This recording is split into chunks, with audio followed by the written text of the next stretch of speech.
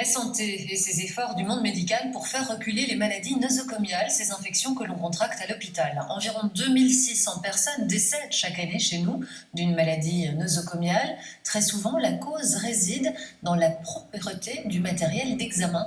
Les soignants ont des règles très rigoureuses à respecter, mais d'un hôpital à l'autre, tous les hôpitaux ne se valent pas.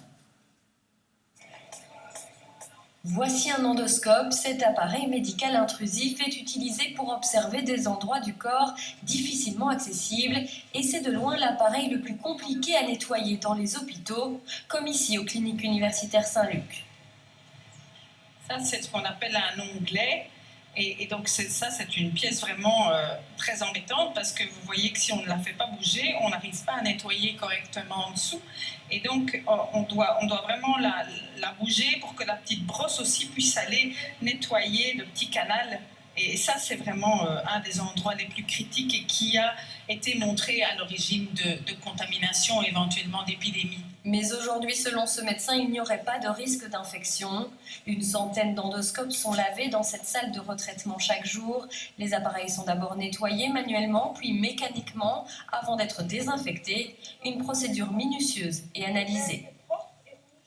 On fait régulièrement des audits visuels, on regarde si la procédure est respectée. Et puis alors on fait aussi des contrôles microbiologiques des endoscopes pour valider définitivement si l'endoscope est bien désinfecté ou pas. Ça, ce sont des choses qu'on fait de façon aléatoire et c'est ça qui va vraiment garantir que le patient est en sécurité.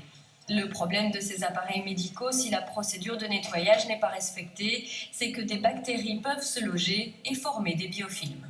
Un biofilm, c'est en fait le moyen qu'a trouvé le monde bactérien pour survivre dans notre environnement.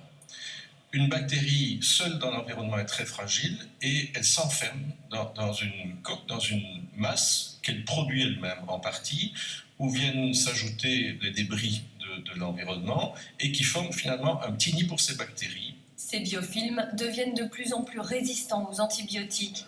Une société belge spécialiste dans les produits de nettoyage a sondé des endoscopes dans des hôpitaux belges. Les chiffres sont très variables d'un hôpital à l'autre.